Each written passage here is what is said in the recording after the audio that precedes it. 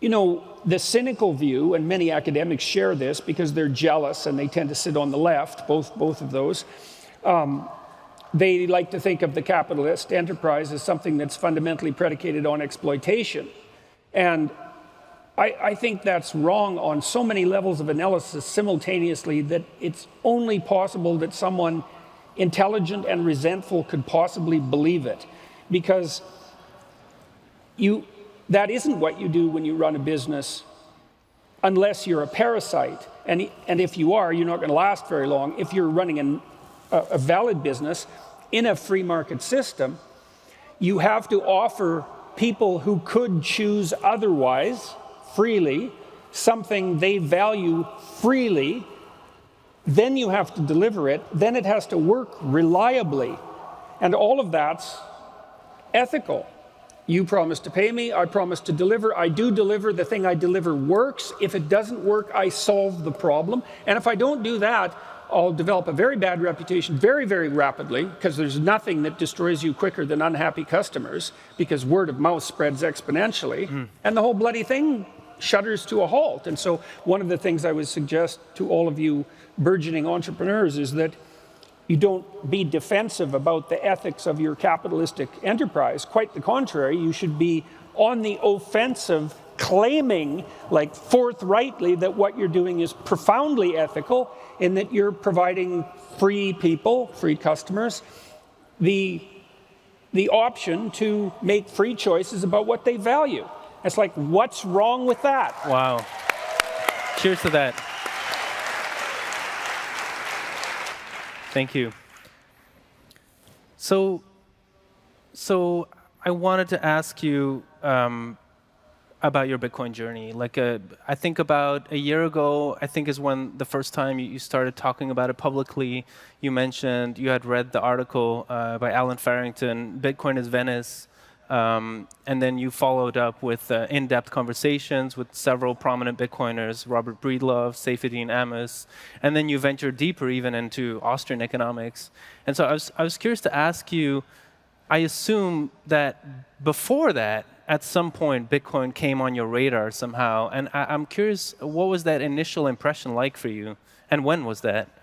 Well, I think the same thing applies to my desire to understand Bitcoin as applied to my desire to understand the business world, which is the best way to understand something is to jump into it, in some sense, feet first, because there's no substitute for the real thing, or there's no valid substitute for the real thing. And, I try to stay on the technological edge insofar as at my advanced age, I'm capable of that, which is, decreasingly the case. And the Bitcoin phenomena attracted my attention for a couple of reasons. One was partly because the story of its development is so unbelievable that it sounds like a fairy tale, right? It's so strange, you can't believe it's true, but it seems to be true insofar as anybody can tell, and so that attracted my attention right away. But then the idea of a decentralized monetary system, well, that is a revolutionary idea, and the more I thought about it, and it actually it makes me wary, which is something we could talk about. I mean, one of the lovely things about cash is that it is a decentralized monetary system in large part. It's not that easy to track cash, thank God, because you could be bloody certain that if it was possible to track cash, that every agency with some ethical notion, any ethical notion whatsoever, would be tracking absolutely everything you ever purchased, trying to nudge and tap and compel you into making the decisions they regarded as ethical. And that would be fine if they were right, but they won't be. And so that's a big problem. Yeah, well, I mean that technically too, because the reason they won't be right is because you actually can't make those presumptions a priori. One of the fundamental axioms in some sense of a free market system is that the only way to properly compute the value of the emerging horizon of the future is by sampling and perhaps summing the free choice of a multitude of free agents. That's actually the only way you can do it. There is no central planning way, even in principle, that can substitute for that. And I believe that that's true for a whole variety of reasons, some of which are psychological. We can't compute the future algorithmically from the past. And so we have to use mechanisms other than deterministic algorithm to plot our way forward. And part of the way we do that is by using the entire economic system as a massive computational device that uses the array of choices that everyone makes as the mechanism that values new things as they emerge. Now, central planning types, they think they can just jump over that and say, well, no, we need to save the planet, let's say. That's the ESG monsters are on beating that drum at the moment. And so they think they can subordinate that computational mechanism to some sort of ethical or procedural algorithm. And I think that's complete bloody nonsense. And worse than that, I think it's extremely dangerous, because I think all the evidence, especially from the 20th century, suggests very strongly that as soon as you subordinate free market mechanisms to central planning ethical dogmas, you catastrophically affect the economic system in a detrimental manner, but you destabilize the entire society and tilt it towards totalitarianism. And we haven't learned that yet, because there's always a new generation of people that think they're smart enough to plan the world. And Bitcoin, in principle, stops that from happening, right? By decentralizing it. And so that's what fascinated you, is that like the kind of stepping down from the hubris of central planning towards something more humble in terms of an entrepreneurial, like building something that is, like the cypherpunks say, you just write code and you test it and you suggest it as a white paper and allow for discussion. Is that what attracted you, the humility in it? Well,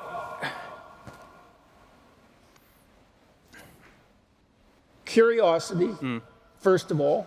I thought I would be motivated to try to understand Bitcoin if I actually invested some money in it, because I do believe the proposition that you don't really make genuine decisions if you're sampling a domain unless you have skin in the game, to use another cliche. And so I was curious on that front. I was curious about the idea of a decentralized ledger of accounts, and then curious also about the notion of competitive currencies, because as someone who regards the free market as an existential necessity, the idea that alternative currencies might be produced that could give the fiat currencies a run for their money, so to speak, that seemed to me to be attractive. And then I was also attracted by the revolutionary element of the idea, which makes it not humble in some sense, which is one of the things that worries me, because it looks to me like if the Bitcoin theorists are correct, and Bitcoin does take priority over the other cryptocurrencies, which we don't know if that's the case, but it could be, that could take the monetary system permanently out of the hands of the political establishment, or the political system. Yeah, so that's not humble, but it's also, as a social scientist, that also worries me, because, when you do something complex, you think this is the problem with the central planning mentality. You have this notion about how the world might be a better place, and so you do something complex, like change the basis of the currency, and you think, well, here's a whole bunch of good things that'll happen because of that, and you might be right about that, but there's going to be an immense number of things that happen as well that you didn't predict at all, and you have zero idea and zero evidence about whether those things will be positive or negative. And so this experiment that you're all running, I'm running, all the people who are involved in the cryptocurrency world are running, is like, well, okay, we're going to take money out of the hands of politicians, but that also means out of our hands as voting agents, right? Because it's not just politicians, that's you guys too. We have no idea what would happen if money per se was actually decentralized. And we also don't know, like if we manage that, let's say Bitcoin attains primacy, is it irreversible? Like, is that permanent? And then you think, well, what if it's a bad idea and it's irreversible? I'm not saying it is, you know, and I'm not even saying I'm necessarily pessimistic about it, but the probability that you invent something extremely powerful and it only does the things you think it will do and all those things are good, it's like, no, that never happens. So I appreciate the words of caution. I think, you know, sometimes in our enthusiasm, it can be easy to lose track of that we do need to heed caution for, you know, what might happen. If not in the long run, then at least in the short run, like we're rattling some cages and you know, who knows what that's going to bring about. That's for sure. So I was curious to dig a little deeper into like how you look at this phenomenon of Bitcoin from your unique worldview perspective.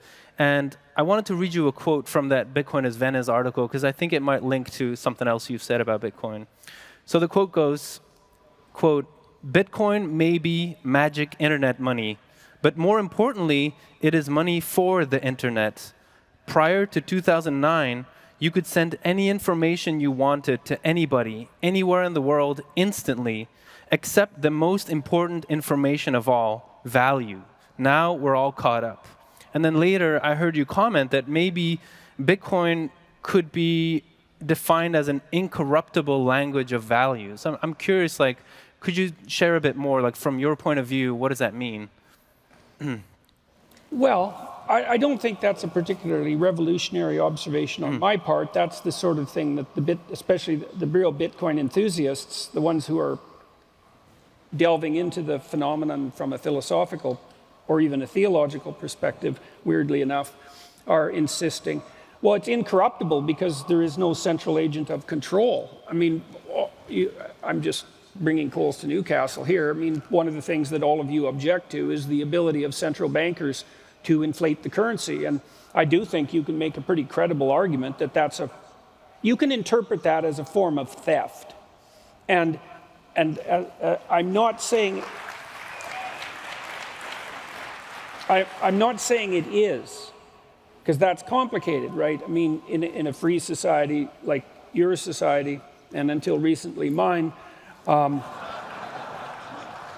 yeah, I wish that was funny. You know, the people who are managing the monetary supply are elected, and that means that we do have control over the process, or at least as much control as any of us have over any political processes, and we're gonna take that away.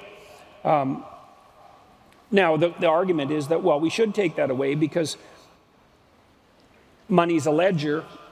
You know, it's an exchange of labor. It's an exchange of productivity. It's an exchange of value. That's a better way of thinking about it. It's a way of tracking the exchange of value between individuals. And it isn't obvious that once you and I enter into a contract of value, that a third party should be able to alter the means by which we track that exchange for their purposes, whatever those purposes are. And again, I think that's a rational argument, but that doesn't mean it's right. These are very, very complicated issues. I mean, most of us assume that taxation is acceptable, or at least we don't, you know, strike up the revolution because it occurs. We seem to think that there is a role for government and for the determinations that government make outside the free market per se.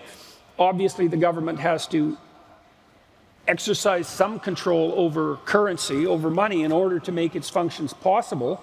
If we take the control of currency away from the government, we don't know what that'll do, for example, to taxation. You know, if we could all of a sudden do all of our transactions in secrecy, like in real secrecy.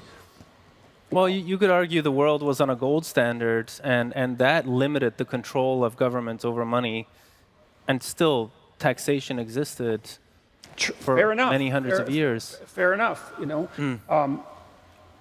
I guess what I would point to from the devil's advocate perspective is that, well, we shifted away from the gold standard in the 70s, all hell hasn't broken loose. Now, I do accept the proposition that currencies have inflated and perhaps in a counterproductive manner, but the last 60 years have been pretty damn productive economically, and so that system did work. Now, you could say, well, it could have worked better. It's like, yeah, maybe, but it certainly could have worked a hell of a lot worse.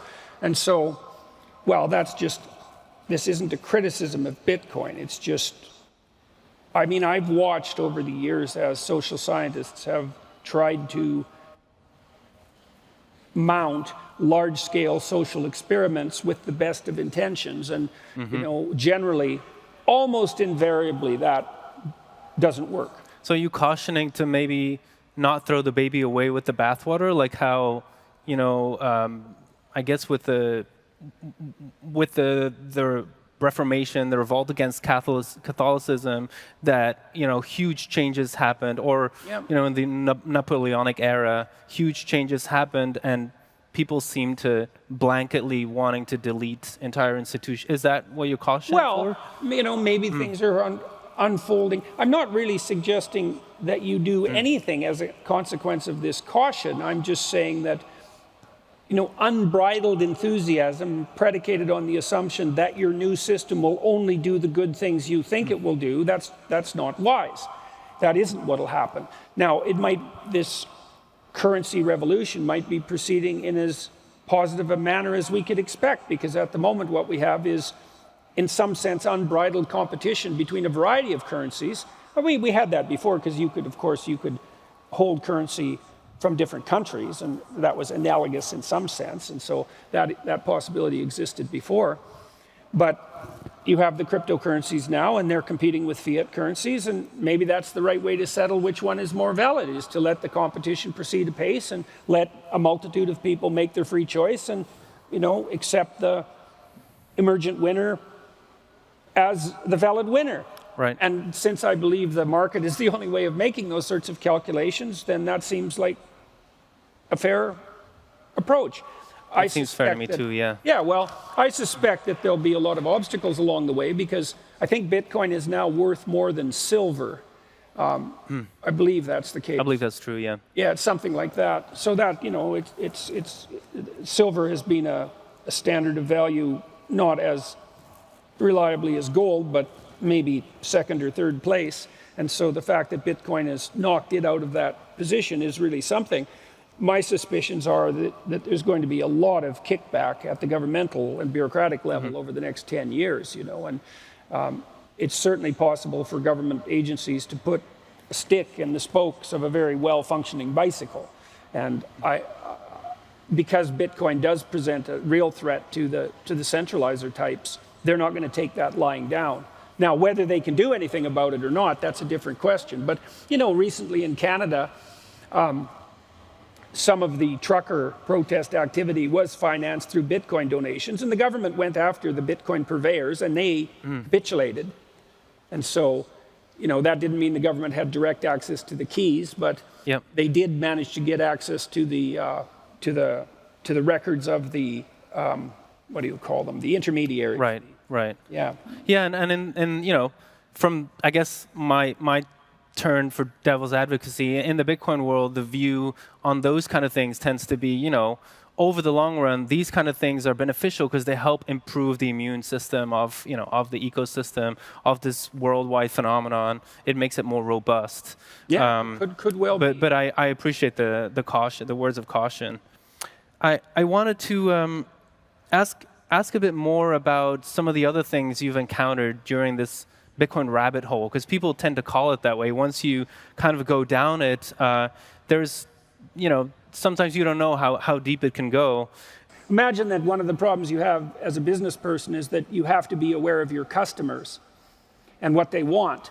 Obviously, you have to be more aware of that than anything else, because you're trying to deliver what they want to them. And so if you're well informed about what they want, then hypothetically you can deliver what they want and you succeed. Your salespeople are the ones who are in the most direct contact with your customers. And then you can imagine building an enterprise that has so many levels of intermediary processing that by the time you get to the decision makers, none of the signal from the salespeople is left. Well, that's the Tower of Babel, is that the system doesn't even know what problems it should be solving anymore because it's got too internally complex. And you heard that mantra back in 2008 over and over, too big to fail. And when I heard that, I thought, no, you got it exactly backwards. It's so big, it will inevitably fail. Like gigantism. Right. Yeah, exactly. And that's the Tower of Babel problem. And I think part of the reason the Brits objected to the EU was because they intuited, because in no small part it was a working class phenomena, not necessarily a complex philosophical realization, but a sense that those bureaucrats in Brussels are just too far away from us. And I think that's exactly right. I think part of the problem that the Austrian economists pinpoint is that there's going to be corrections in any complex process. As any complex process unfolds, it's aiming at a target, and there's going to be corrections on both sides. And the non-Austrian economists think that they can smooth out those corrections, and the Austrians think that you should just let the corrections happen as locally as they possibly can and leave them the hell alone, because your attempts to smooth out the corrections are actually going to amplify them and make them worse. One of the things that happened, for example, when we started to prevent forest fires was that, well, we had fewer forest fires, but when we did have them, they were way worse. And forest fires got so hot because so much undergrowth had built up that instead of just burning down to the soil and stopping, they would burn all the way down to the bedrock because they got so hot, and then the forests couldn't even regenerate themselves. And so it turned out that you needed some small forest fires so that you didn't have really, really big forest fires. And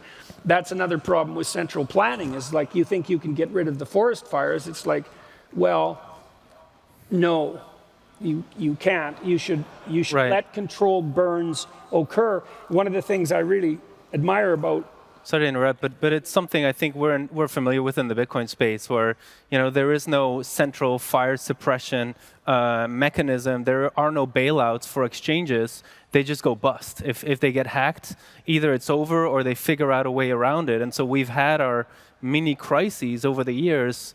And I think the good thing is that it doesn't build up in the way that it does in the traditional system, because there's right. no last resort lender. There's no sugar uncle. Yeah, well, and so, well, so in principle, you guys are addressing the problem of, what do they call that? Privatizing the profits and socializing the risk, which we've certainly had no shortage of, especially since 2008. And maybe that's a good thing. It could well be. I tend to suspect that it is. One of the things I think that's made America so robust, say compared to Japan even, back in the 1980s, some of you aren't old enough to know this, but back in the 1980s, it wasn't China that was regarded as the economic prime economic competitor to the US in the West. It was Japan, because Japan had, had an economic trajectory like this. It was really quite remarkable. And people believed that, projecting forward into the future, that Japan would be the world's predominant economic power. And one of the things that happened was that Japan wasn't willing to let things burn. And so they propped up all sorts of institutions too big to fail. Right. And then they just limped along like three-quarter dead corpses, and and the lost decade. Dragged everything down with them. And sometimes it's more merciful to let something die than to let it linger on in a three-quarters dead state forever, killing everything around it. And right. Partly because you. No wonder we talk about zombie banks and zombie economies. Exactly. It's a very good metaphor. Yeah. So the advantage to not being centralized is that no one has to make those death decisions, right? They just happen. And that sucks if you happen to be one of the people who's dying. But the problem is, and you might think, well, wouldn't it be great if no enterprise failed? And the answer to that is, well, no, actually, it wouldn't be great, because you don't get success without failure. right? Success is a relative thing. So Thank you. here's two other justifications for capitalism and for free markets. The first is that it gives warlike people something to do that isn't destructive, right? And okay, that's worth thinking about, because that desire to expand, that desire to build empire, let's say, that's not all pathological. And capitalism does allow people to generate their own kingdom, right? And hopefully one that other people want to partake in. And so that's a really big deal, you know, that's a mechanism that enables us to productively harness the aggressive and assertive element of the human personality. That's to be able to transmute that into something positive. That's an unbelievably useful enterprise, and capitalism doesn't get any credit for that, and that's sad. And then the other thing is that I run every single project I am involved in on a for-profit basis. And the reason for that isn't so much that I want the profit, although I'm not averse to that, and maybe I can do some additional interesting things with the money. But one of the things that I have learned is that it's really good discipline. You know, if you can't make your idea attractive enough to other people so that they're willing to give you money for it, it's possible that it's a stupid idea or that you're doing it badly. And you actually need to know that, because it's back to the zombie problem. Right. You know, you think, well, we shouldn't subsidize zombies. It's fair enough. Do you want to be one? You know, well, I can limp along and someone will support me. Well, that's not life, you know, and if you run your enterprises by the profit maxim, it disciplines you and stops you from makes you fail when you should fail. And you think, well, I don't want to fail. It's like, it's better than limping along half dead. So, all right. Good. Thank you so much. You bet. Jordan Peterson, give it up. Check it.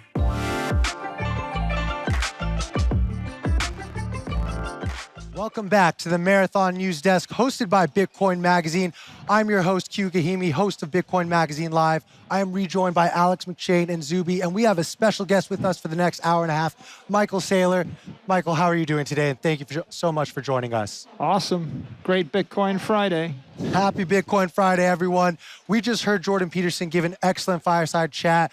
There were some concerns that we were having amongst ourselves right here, and one of the things that I took away from his conversation over about tearing down sort of existing and large systems was, it sounded to me like he was hedging against the Bitcoin standard, almost warning us that there could be things that we're not thinking about that could be a byproduct of us tearing down this established system.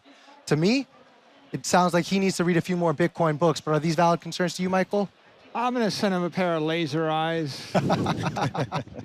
Look, I think if you have a good idea and 99% of the world doesn't understand it, you ought to pursue the good idea. And you don't got to worry about hedging, because you'll go to 2% understanding it, then 4, then 8, then 16. The world has a way of hedging itself. You don't need to hedge yourself. Love that. Zuby, I'd love your take. Do you think Jordan Peterson was being too bearish?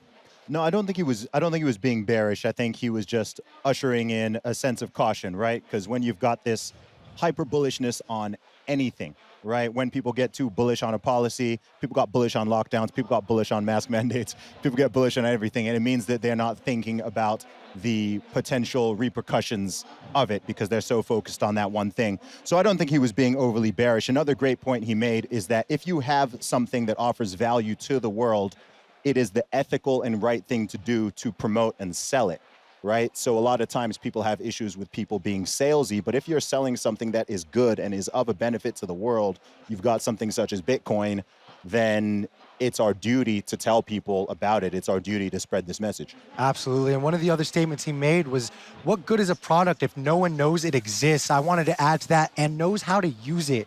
We in Bitcoin are facing that adoption hurdle right now, trying to onboard as many new users, explaining it to them in any way possible. Michael, what are your thoughts on his statement then? I think the way you deliver any product to billions of people is put it on a mobile app. And I think that Lightning is the transformational technology that's going to bring Bitcoin to the billions. Color me surprised that the author of the mobile wave talked about the mobile push. Zuby, would love your thoughts as well. Sure. On marketing Bitcoin to the masses. Marketing Bitcoin. Yeah. Well, I think we discussed this a little bit yesterday, saying that it might need different approaches for different places as well. Because of course, the first point is people learning what is this Bitcoin thing, right? So certainly developed markets, even some aspects of some parts of developing countries, mobile app, great way forward. But people need to be having conversations. People need to be talking about this. And also it's important even to highlight some of the issues with the current system. Oftentimes people are not that on board with Bitcoin because they don't understand the issues with the current system. If you're in a place where inflation is 100% per year, it's much easier to be sold on this concept rather than, we've got bad inflation here, but it's not at that insane level where it's a complete easy sell. On that point, one of the comments that Jordan Peterson did make was that sometimes it is more merciful to let something die. We're talking about killing the current financial system, breaking down the banks. Alex, how are we going to do that? How are we going to see the death of the current financial system we have? Look, competition, it makes us all better. Competition is good for Bitcoin. Keep it coming. Bitcoin has a way of circumventing, and it's decentralized enough to eat up everything, including the current fiat system. So, Michael, I'd love your thoughts as well. Free markets are going to evolve faster. New banks will arise that embrace Bitcoin. Old banks that reject it will shrink. It'll be a very evolutionary, progressive process. I don't worry. Some governments will embrace it. Some governments will reject it. The world will work out its differences, and Bitcoin will rise above all. Awesome. Zuby, any last words? Yeah, I would just add in that we just need to make sure that they, when they die, they don't get bailed out and resuscitated once again and again and again, because that's the problem. So let them go. Let the free market operate as it should. Guys, coming up next is going to be the unwinding of the petrodollar panel, something that I've been looking forward to immensely. Curious, what are you expecting out of this panel, Michael? I think they're going to talk about the consequences of the Russia sanctions and the fact that everybody in the world is questioning their treasury strategy and wondering whether they can settle their difference in something that is fair and equitable, like Bitcoin. Awesome. Well, down with the petrodollar. For those of you guys who are watching, please smash that subscribe button. 100K subscribers by the end of conference day, guys. Stick around. We'll be back.